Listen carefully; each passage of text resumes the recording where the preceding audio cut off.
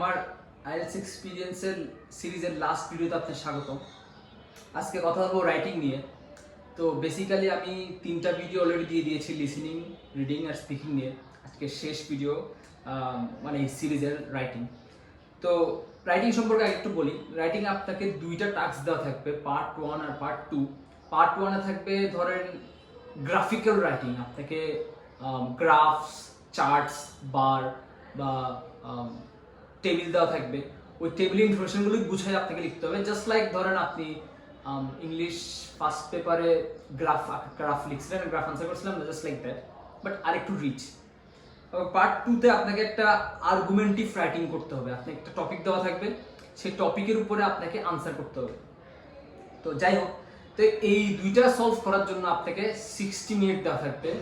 এই 60 মিনিটে আপনাকে সলভ করা লাগবে।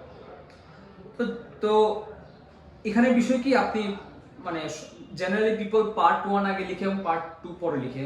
কারণ পার্ট 1-এ 20 মিনিট সময় দিতে হবে এবং পার্ট 2-তে 40 মিনিট সময় দিতে হবে। এখানে বলে রাখি, মানে 1/3 অফ দ্য মার্কস, মানে টোটাল মার্কস পার্ট 1-এ, আর 2/3 অফ দ্য মার্কস পার্ট 2-তে। তো আমি সাজেস্ট করব, এবং আমি এটাই করি, পার্ট 2টা আগে আনসার করি, যেহেতু পার্ট 2-তে মানে বেশি ভ্যালু আছে আর কি। কারণ দেখা যায় পার্ট 1টা আপনি খুব ভালো করে লিখলেন, কিন্তু কোনো একটা কারণে 30 মিনিট গন, 35 মিনিট গন। তো পার্ট 2 লেখার জন্য আপনার সময় কম, প্যানিক করুন, ওখানে আবার 5 মিনিট কম। তো এটা করা যাবে না। পার্ট 2টাই আগে লিখেন, রিল্যাক্সে লিখেন, তার দরকারের প্রেশারটা পার্ট 1-এ নেন। আর পার্ট 2 যদি সেরা লিখে ফেলেন, তাহলে পার্ট 1-এর প্রেশার নিলে হয়তো প্যারা হবে না। তো যাই হোক, তো পার্ট 2 নিয়েই আগে বলি। তো পার্ট 2-তে আপনার কিছু আইডিয়া জেনারেট করতে হবে। ধরেন অ্যাডভান্টেজ, ডিসঅ্যাডভান্টেজ বা পক্ষে বিপক্ষে কথা বলতে বলা আছে। আপনি যে টপিকটা দেওয়া আছে ওটার যে সাইডে কথা বলবেন, মানে আপনি যে পক্ষটা নেবেন সেই পক্ষের অ্যাটলিস্ট 3টা আইডিয়া জেনারেট করেন, ওটা লিখে ফেলেন। এবং তার বিপক্ষে, মানে আপনার যে আর্গুমেন্ট, তার বিপক্ষে 2টা আইডিয়া লিখে ফেলেন। অথবা যদি কারণ আনসার দেওয়া থাকে, মানে যেটাতে আপনি ফোকাস করবেন সেটাতে 3টা আইডিয়া, এবং যেটাতে আপনি মানে একটু কম ফোকাস করতে সেটা 2টা আইডিয়া রেডি করছেন। এবং সেম অ্যাজ স্পিকিং, আপনি আগে আনসারটা দিলেন, তারপর এক্সপ্লেনেশন করলেন এবং এক্সাম্পল দিলেন। এটাও সেম, এখানেও সেম জিনিস, আইডিয়া লিখলেন, এক্সপ্লেনেশন করলেন এবং পরে কি এক্সাম্পল দিলেন। তো এক্সাম্পলগুলো পার্সোনাল হইতে পারে অথবা জেনারেলাইজ হইতে পারে, কিন্তু এক্সাম্পল ইজ এ কি ফ্যাক্টর, এটা মাথায় রাখতে হবে। এখন পার্ট 2টা আনসার করার জন্য আপনার ইন্ট্রোডাকশন লিখতে হবে, 2টা প্যারাগ্রাফ লিখতে হবে এবং একটা কনক্লুশন লিখতে হবে। 3টা প্যারাগ্রাফ লিখতে পারেন, কিন্তু 2টা নরম, আর ইন্ট্রোডাকশন আর কনক্লুশন থাকাই লাগবে। ইন্ট্রোডাকশনে কি করবেন, আপনার কোশ্চেনে যেটা দেওয়া আছে সেই কোশ্চেনটা প্যারাফ্রেজ করেন ফার্স্টে।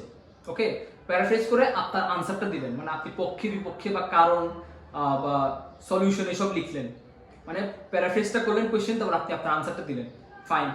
এরপর প্যারাগ্রাফগুলোতে সেই আপনার যে আইডিয়াগুলো লিখছেন ওগুলো এক্সপ্লেনেশন করলেন।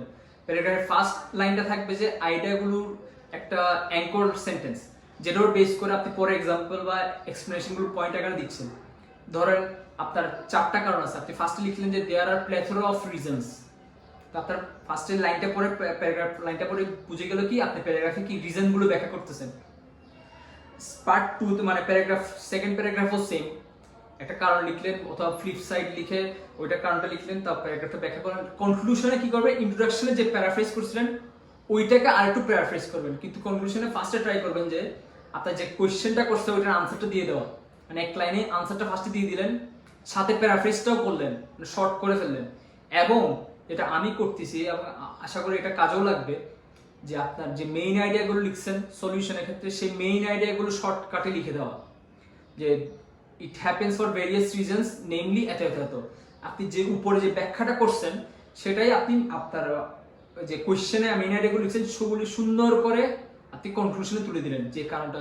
তার কনক্লুশনটা পরে কি পুরো প্যারাগ্রাফের ওভারভিউ প্যারাগ্রাফ, এবং কনক্লুশনতে তাই আমরা সামারাইজ করি। এবার পার্ট 1 নিয়ে কথা বলি আমরা। পার্ট 1-এর বিষয়টা হচ্ছে যে গ্রাফ দেওয়া থাকলো অথবা বার দেওয়া থাকলো অথবা মিক্স থাকলো, কিন্তু আপনাকে আগে ফিক্স করতে হবে যে আপনি কি নিয়ে কথা বলবেন। তো আপনি গ্রাফটা ছোট করে ফেললেন, ধরেন লাইন গ্রাফ আছে, আপনি লাইন গ্রাফ ছোট করে কম্পার্টমেন্টালাইজ করে ফেললেন, ছোট করছেন।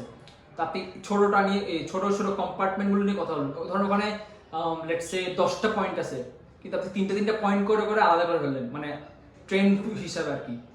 তা আপনি ওগুলো নিয়ে কথা বলতেছেন যে এত থেকে এত এইটা এটা এত থেকে এত এটা এটা। তো এভাবে আপনি যদি কম্পার্টমেন্টালাইজ করে ফেলেন তাহলে দেখা যাবে যে আপনার লেখার আরেকটু ফোকাসড হয়ে যাবে, এবং আপনি কিন্তু মানে গ্রাফের মেইন পয়েন্টগুলো নিয়ে আইডিয়া করছেন, কারণ এটা কিন্তু প্রেজেন্টেটিভ লেখা, আপনি কি প্রেজেন্ট করছেন তার উপরেই কিন্তু এই লেখাটা ডিপেন্ড করতেছে।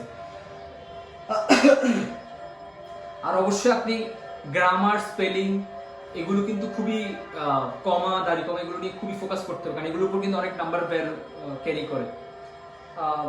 মোটামুটি পার্ট 1 আর পার্ট 2 কথা একটু কি ছিল, কিন্তু মূল বিষয়টা কি পার্ট 2 তে যেটা বেশি খেয়াল রাখতে হয় যে প্যারাগ্রাফে নিউ আইডিয়া ইনক্লুড করার সময় কনক্লুশনে কখনো কোনো নিউ আইডিয়া আপনি ইনক্লুড করবেন না।